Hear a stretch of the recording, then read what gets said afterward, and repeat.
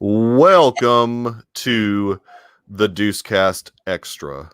We are thrilled to be talking about the Mandalorian. Dr. Earl and I are going to do a Mando rewatch, which I know a lot of people are doing right now, but got to get ready for season 2. But we got to get ready for season 2, and this is the only way that we know how. We're just going to go episode by episode. This week is chapter 1, which incidentally is called The Mandalorian. And what I want to do sort of at the beginning of each of these is sort of have what I like to call a download of the data pad and just talk about a couple different things. This episode was written by Jon Favreau, which I think we'll find that most of the episodes are written by Jon Favreau, and directed by Dave Filoni. So, Dave Filoni is my boy. He is supervising director of one of my favorite animated series of all times, which is Star Wars: The Clone Wars. He was also involved at an executive producer level at Star Wars Rebels, and a created by level for Star Wars Resistance. All really fantastic animated series in their own right. But he has moved on to live action. Under the tutelage of Jon Favreau, he has moved into the live action realm. He is executive producer, one of many executive producers of The Mandalorian, and he directed this first episode. For those maybe not familiar with timelines, The Mandalorian takes place about 5 years after Return of the Jedi. So that sort of gives you an idea of what's going on in the Star Wars galaxy. The Empire has fallen. However, if you read any of the canon novels, or is somewhat even alluded to a little bit in this episode, there are warlords that are still out there. Ex-moffs that are still hanging around trying to seize power, unlimited power. They're trying to seize some power in the galaxy, and so we're sort of in a post quote unquote Empire realm here. It's lawless. It's lawless. That's the great thing about The Mandalorian. It feels Western-esque. There's certainly elements of that. This particular episode aired on November 12th, 2019. And so just a year later, we are gearing up for season 2. So let's just start into this thing, Earl. What at the very beginning of the episode, what kind of stuff do we see that intrigues you? Oh man. So this episode is really great because it sets a tone and lets you know that it's in the Star Wars world, but it's going to have, like you said, that vibe of Western. You see him walking through that town. And you hear this music that's kind of sounds like a woodwind recorder. You know, as that door opens. There's sort of this Sergio Leone fistful of dollars type vibe going on. You see stormtrooper helmets on spikes, and there's sort of this grimy feeling about this place. And he walks into this bar, which is kind of the classic trope of Star Wars, I guess. Yeah. I like this this comment that Melissa makes, and when we first watched it, my bro and I said it was like the outer space Mad Max. That is accurate. That is very accurate. That's a good thing. We're kind of in a post-apocalyptic or post-empire, post-empiric civilization. Now, one thing that's interesting that they really never allude to too much is what type of power or how much power does the New Republic have. It's interesting to me that they never really delve into that too much, other than a later episode we'll talk about where we do see some X-Wings.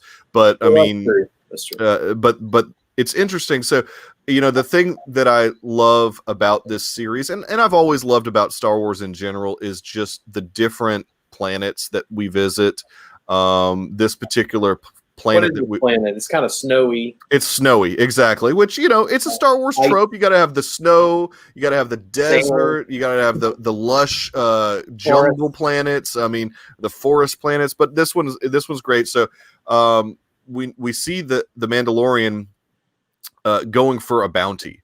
He's searching for this particular character that's really funnily played by Horatio Sands. He's a Mithril, and he's sort of like nebbish in a way. What's his name there? I didn't even. Well, I mean, the species I believe is Mithril, but they never say the guy's name, or if they did, I missed that part. But her walk in and. Yeah, so Horatio Sands is there. There's these two guys giving him a hard time. Yeah. And Mando comes in, easily dispenses with those two guys, then flips a coin to the bartender, who I recognize, a great character actor named John Beasley, plays the bartender. He was great in an FX show that I watched last year. He was kind of a main character in the FX show I watched last year that he was in, and I really like him. And so they hit us with 3 great cameos, because they immediately go out and there's a Garindin. I don't know if that's the name of the species or the character or whatever. He's out there playing his little thing so he can call a speeder bike. Yeah. And we learn something right away about the Mandalorian, because the Mandalorian says no droids. He's not a fan of droids. Even before this, though, he's not saying much at all. That's one thing I really liked in the first episode. He's not a talker. Like, they're trying to get him, they're goading him, and he's just like sitting there. Yeah, no, he's bucket heads, not saying a thing. He's not a talker at all. And then so the guy calls another one, and Brian Posehn, of all people, like if stand-up comedy. And he does love Star Wars. Brian Posehn shows up as the speeder pilot, who takes him to the Razor Crest, which is the Mandalorian ship. So the other cool thing that we kind of learn going from point A to point B here is a lot of the lingo. One thing that I know Hurricane Rhett loved about this show in general is they don't feel like they have to explain to the audience the lingo. Right. They throw it out there and let you figure it out, like stuff like bounty puck, chain codes. They even have a tracker fob. I mean, there's vacuum tubes. Yeah, really cool terminology. Hey, I gotta go. Yeah, exactly. Really cool terminology that we really hadn't heard in Star Wars before, but it fits so naturally in that it's not even questioned what all this stuff is. About the pan pipe that the guy was playing, very Legend of Zelda. That's right. That's right. Yeah. And we've alluded to it. I mean, the music that Ludwig Göransson brings to the series is phenomenal. And you can watch more about that on the Gallery, Disney's The Gallery, The Mandalorian. Really clunky name for a show, but I highly recommend watching that if you haven't taken the time to do it. After you watch the series, watch the series first, and then watch the Gallery, the Disney's The Gallery, The Mandalorian. So we have the Mandalorian going back to the main planet where he gets most of his bounty pucks, which is where we see Grief Karga. Grief Karga. Yeah. Go ahead. Well, played by Apollo Creed. I'm blanking on his name all of a sudden. Carl Weathers. Carl Weathers. I really like Carl Weathers, like how he plays this character. Mm-hmm. Just because he's so he's kind of oily and kind of so he's like Mando. He comes back in and he says, "What else you got?" Because he's obviously raising money for something. We don't really know what. He's like, "What else you got?" And he's like, "Well, I've got a couple things," and he pulls out a few. Aren't they tracking fobs or something? Yeah. But he's like, no, these are not paying enough, right? So he's like, yeah. And then he mentions, I've got one, but it's off the no puck. Like I was like, yeah, yeah. There's no chain code. No chain code. He just has the last 4 digits of the chain code. He has a tracking fob, which obviously the Mandalorian can use to his advantage, but no chain code at all. He tells him that he has to go in person to get where he needs to go. Yes. So we then go to a couple of different locations that are cool on this same planet. First, they sort of take us into the underground where the Mandalorian. Well, no, wait. Does he go there? No. You're right. He goes to see. He goes to see the client, played by Werner Herzog, the client. And he is bounty hunting is a complicated business. He is just so fob for you. So fantastic. Just I mean, the casting is genius. I never knew that I needed Werner Herzog in a Star Wars thing. But now I have to have it all the time. I mean, he was fantastic. Yeah. It's unfortunate he's gone, but no spoilers here. But so we obviously know that he is affiliated somehow with the Empire because he's got these old stormtroopers hanging out with him. Yeah, and I love those stormtroopers too. The way they shoot that, they look kind of grimy. They look like they are disheveled. They're a little bit disheveled. They look and they kind of are eyeing the Mandalorian.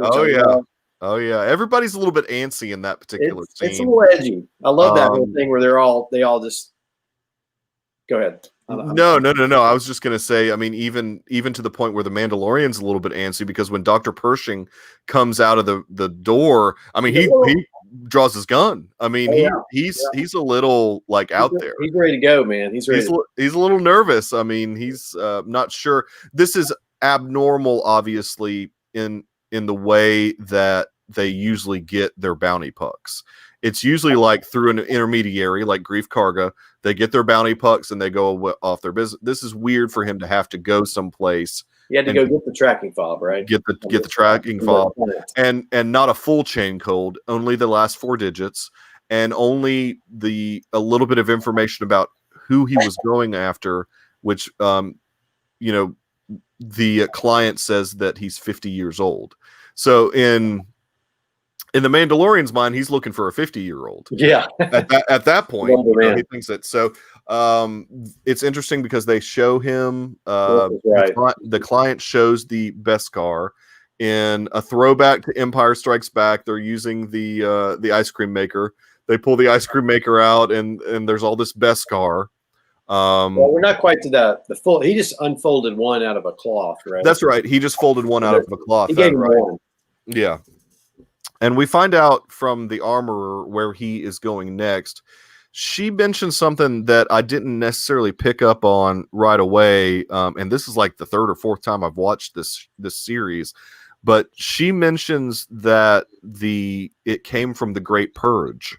So that is an event in history that she mentions where we know the Empire took out the Mandalorians at some point during Clone Wars, right? During the Great. Well, I think there's even more beyond that because that Clone Wars stuff really wasn't the Empire, though. That was just Darth Maul's group. That wasn't the Empire in the Clone Wars doing all that. Well, we've never seen the Great Purge. We have not. We have not seen the Great Purge. In a book or something, but I've never seen the Great Purge. No, I don't even think that it's been described very briefly in some places. I don't read every single thing. I don't read the comics and all of that. So I don't know if it's been described or if we've seen it anywhere. But I thought that was interesting that she specifically mentioned that event and she knows where that Beskar came from. So that's kind of like the next area that we get to go to. We get to see where the Mandalorians are hiding. And again, we get some cool lingo again. as he reveals the Beskar to the armorer, which again, that's an awesome name for a character. She asks him specifically, has your signet been revealed? And he says no. Oh yeah. And she says soon. She said soon that we'll get the signet. And then she also mentions the excess Beskar will be good for the foundlings.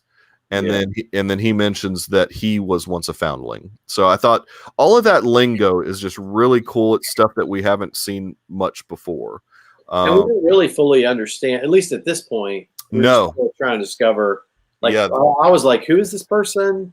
And then I was like, okay, the armor, that makes sense. Yeah, she's there making all the armor. Yeah. And are the Mandalorians hiding in this subterranean area?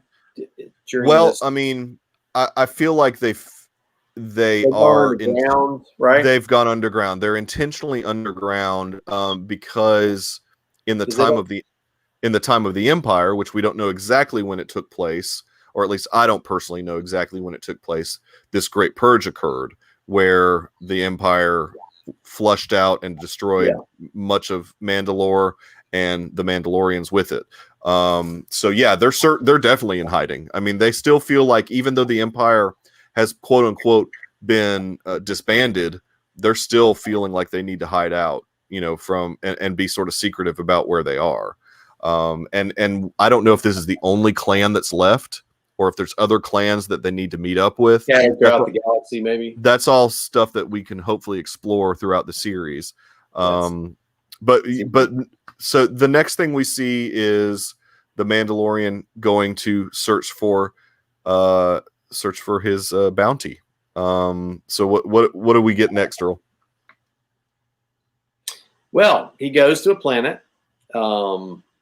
It's kind of a desert planet. I don't know the name of it. Of course. Always desert. And he gets trampled by this creature. The Blurg. The Blurg. Blurg, which is a throwback. The first time that we ever saw the Blurg was in one of the Ewok films. Really? Oh, yes. Wow, yeah. So it's a throwback to those Ewok films. Yeah, exactly. So. Yes. And so anyway, in the midst of this, somebody comes up on a sort of riding a Blurg, and it turns out it is a guy named Quill, who is a Ugnaught, I guess. Or he is, yeah, an Ugnaught. And he's a voiced by Nick Nolte of all people. Voiced by Nick Nolte, and kind of almost looks like him a little bit. Yeah, exactly. Good, sort of animatronic face for this character. And so Quill basically says there have been a lot of bounty hunters coming to look for this prize, right? Mm-hmm. And he says, because I've never seen a Mandalorian, right? Because he seems to be fascinated with the fact that he's a Mandalorian. Yes, very much. Yeah. I mean, I think they're so underground that people just don't see them anymore, or they assume that they're wiped out of existence. Yes. So, and he says, because of this, I will help you, because I believe that you can help. I have spoken. I have spoken. That's his thing. Yes. I have spoken. And he says, well, you got to ride with me. You got to ride a Blurg to get to where we're going, I guess. Mm-hmm. And he's like, I'm not going to fool with that, Well, and then he says a really funny line, which is another kind of this is the second time, because I forgot to mention earlier that they throw out an homage to Life Day. Oh yeah, they do. Horatio Sands says it, right? Yeah, Horatio Sands before he gets carbon frozen says it, but also Quill mentions that the Mandalorian ancestors have ridden the great mythosaur, which is also from the holiday special, the animated sequence that really is the first appearance of Boba Fett. He's riding a mythosaur in that animated sequence that's in the original holiday special. And he's got that electrical gun, right? Which it's like it's a phase pulse blaster is basically what it is. Which he used on that creature as they were trying to get off that ice. Yeah, and those are all homages to the holiday. Apparently, Jon Favreau really loves the holiday special. So he had all these mentions or little shout outs to the holiday special, basically. By the way, we didn't even mention this scene. I love when Horatio Sands is down exploring his ship, like he's trying to check out. Oh yeah. And then all of a sudden he starts walking through those carbonite people, and then you just see the Mandalorian behind him. Yeah, he's just like immediate there, and he just shoves them. I love that scene. Yeah, I mean, in timeline, I guess carbonite freezing wasn't really a thing until The Empire Strikes Back, where obviously Han Solo, gets encased in carbonite. It's a thing now. But before that, it really wasn't a thing. So now, like in the future, bounty hunters are using carbonite and they have them on their ships, apparently. Like the technology has advanced enough where they've got it on the ships. I mean, I love it. It's so cool because it even makes that kind of like carbonite noise a little bit. Like that weird Empire Strikes Back carbonite noise. So it's really great. Just great stuff. Like, I wouldn't even call it fan service, but just great, like, shout outs to the fans. Like, being able to use that exact sound that we attribute to being encased in carbonite was awesome. I love it. I mean, and that's what's great about rewatching the episode over and over again. Like I said, this is like the fourth time I've watched it, and just catching little things like that maybe I didn't catch at first. And I love it. It's just a shout out to the fans. It's not fan service. It's a shout out to the fans. I love it. And I forget what town he's in when he sees this, but there's what is the Salacious Crumbs? Oh yeah, I mean that's on the same planet that all the bounty hunting stuff is happening, and the armor. It's all on. Yeah, I mean Salacious Crumb, a Kowakian monkey lizard is being cooked over a spit, basically. And we're watching and there's one in a cage watching, knowing that it's his turn next. Yeah, and he's like, oh, yeah. That was a nice little throwback, a little homage to. So back to Quill. Let's get back to Quill. Quill's the dude. He sort of he basically helps train the Mandalorian how to ride a blurg. You must get on the back of the blurg. Yeah. And so he and again, just great. And I know there's a ton of CG type stuff in these episodes, but the practical stuff that they choose to do, which they did like that close up of the Mandalorian, petting a blurg or whatever. That was practical puppeteering. I love that they do shout outs to the old and use some of the old practical effects, but then, well, yeah, I mean, I get it, but yeah, it's fan service. He had a huge responsibility because the fandom expands so many generations of storylines. No, that's true. I mean, it's fan service in a way, but fan service sometimes has like a negative connotation to some people. That's why I like to call it like a shout out to the fans. It's like here's this cool sound effect that we used in Empire Strikes Back that you equate with somebody being encased in carbonite, and we're going to use that same sound effect again. I mean, it's cool stuff. I mean, I love fan service is more like pandering to the fans. Yeah, and whereas just homages or little quick brief. Yeah, I think there's a fine line, obviously, and I think there are some people who feel some of the things that maybe happened in the sequel trilogy were fan servicey, or even some of the things that happened. Solo, there was a lot of people. Well, yeah, I mean, and then some of the stuff that happened in The Mandalorian may have been a little fan servicey, but I don't care. I like it all. I need it all. I mean, to me, it's just a shout out to fans that have been following the series for so long. Give them the good stuff. Give them those little sound effects and stuff like that. I want all of it. I need all of it. Yeah, exactly. So Quill and Quill and the Mandalorian. We see a cool wide shot of them traveling through the desert, going to this spot where Quill knows that the bounty is being. The bounty is being held. The package, or what they kept calling it. Not the package. Yeah, I don't remember exactly what they called it, but they get there, and and he sees an IG droid, and he's like, "Oh, geez, a droid! It's a droid bounty hunter. These are the worst. These are the worst guys to have to deal with." I love IG-11. Yeah, is that his name? Yeah, IG-11, voiced by the fantastic Taika Waititi. Yeah. Obviously through some type of voice modulator or whatever, but it's just, with droids, which we already know that the Mandalorian does not like for whatever. He's like, oh man, a droid.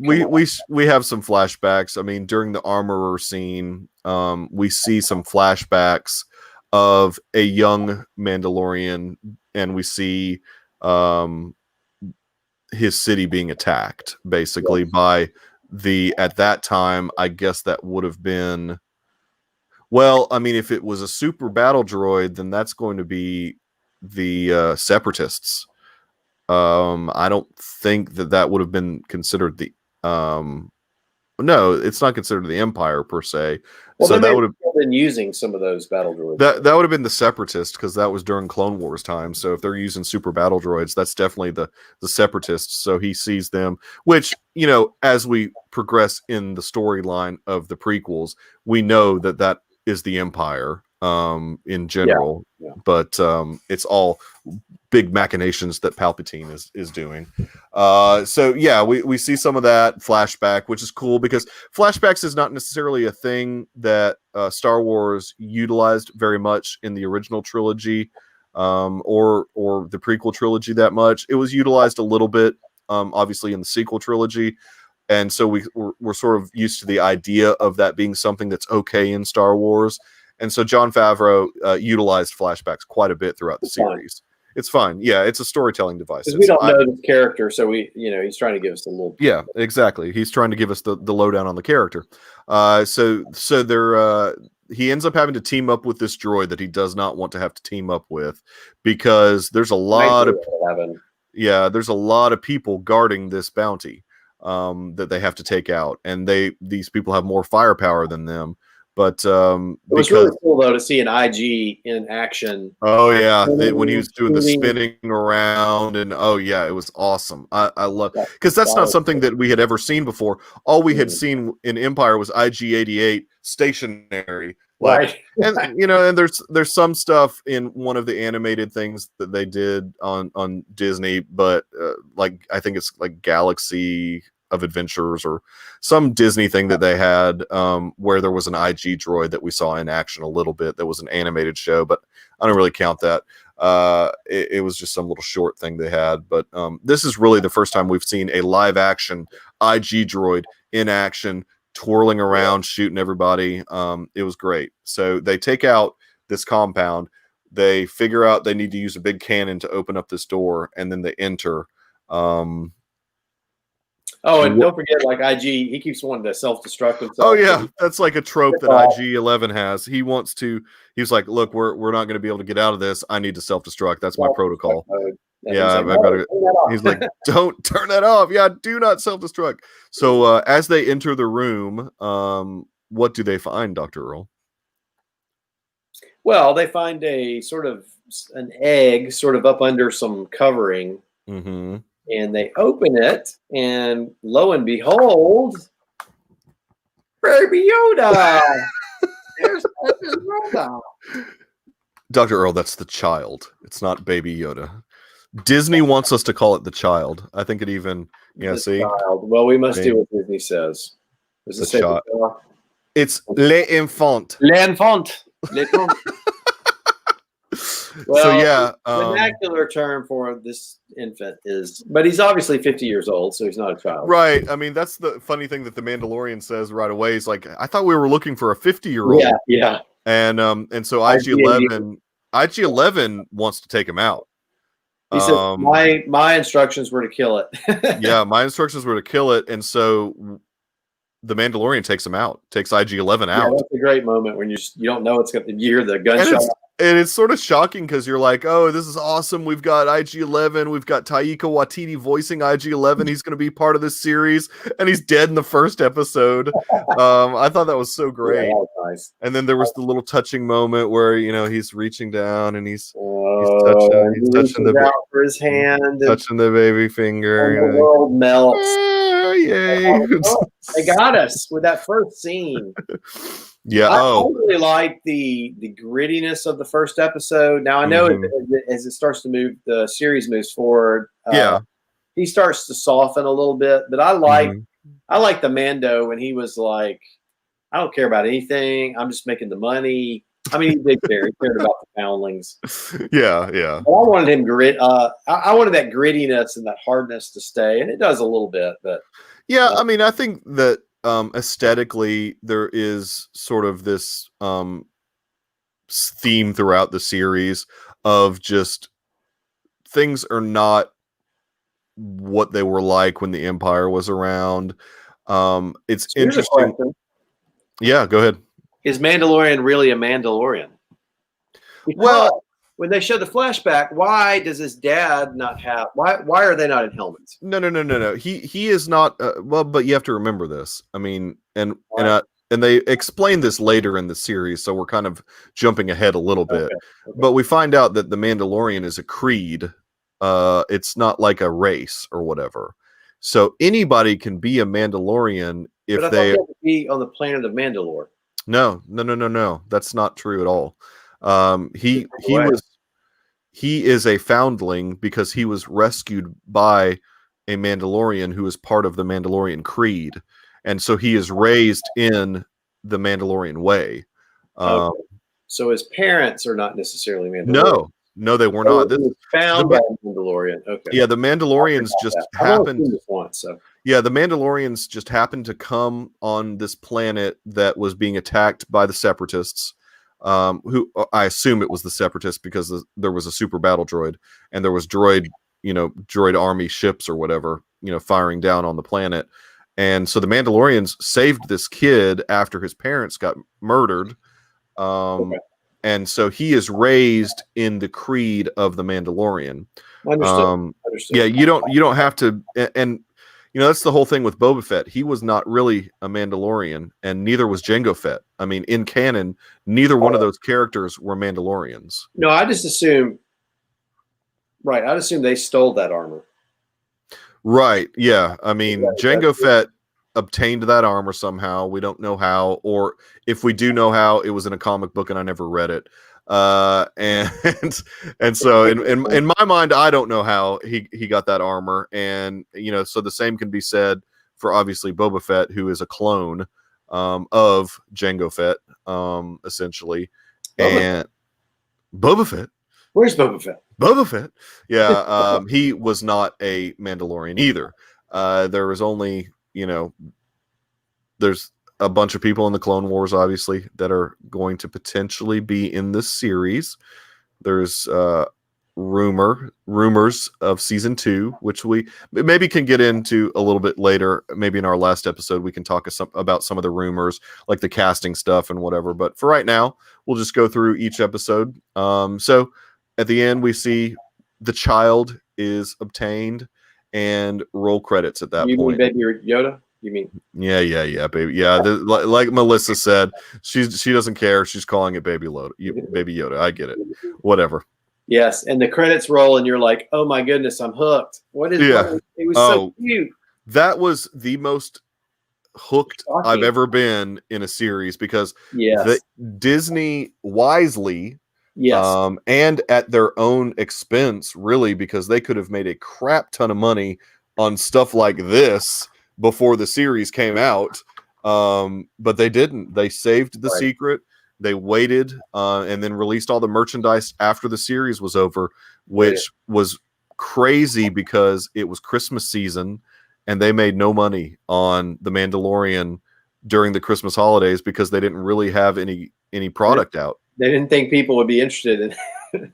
Well, no, I think they made the decision that they were going to basically save this secret. They were going to keep this secret and let everybody at the same time, well, general public at the same time on November 12th, 2019, watch that first episode and see this child and be like, what the heck is this show? I had no idea there was going to be anything about the Force in this show.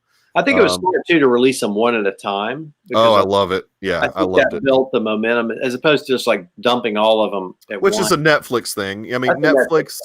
Yeah, well, Netflix has done it. Obviously, Hulu has done that with some of their series. They dump them all at once.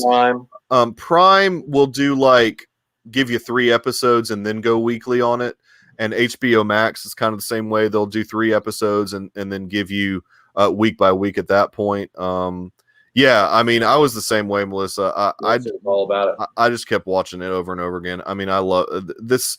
This is such an easy show to binge, also, because some episodes are really short. I mean, some episodes are not even half an hour. Like 30 minutes, some of them. Yeah, yeah, some of them are. And so it's a really easy binge. You can do it in like a day, but we're just going to go week by week to build the hype. We got to build that hype for season 2. We got to get ready for season 2. It's coming.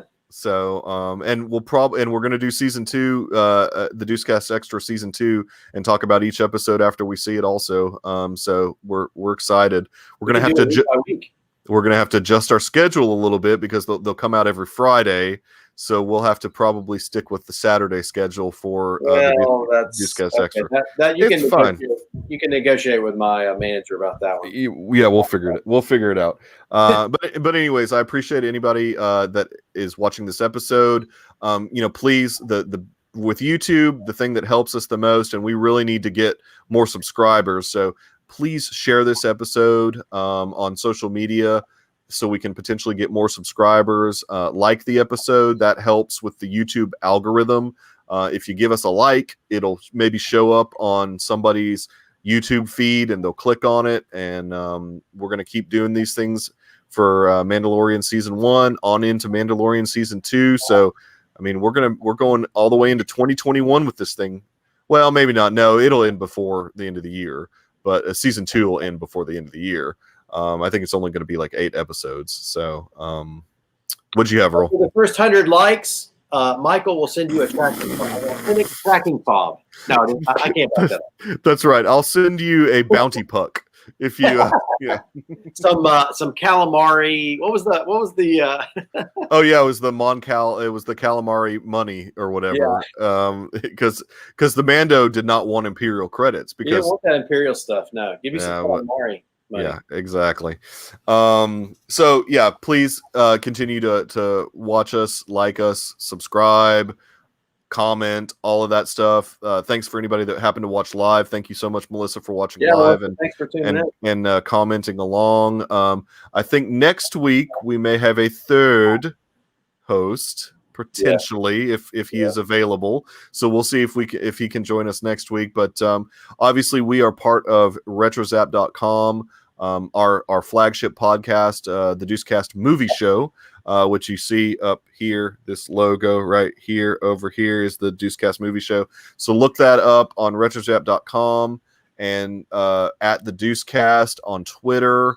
We have a Facebook page, which is just the Deucecast as well. And so we will catch you next week. I have spoken.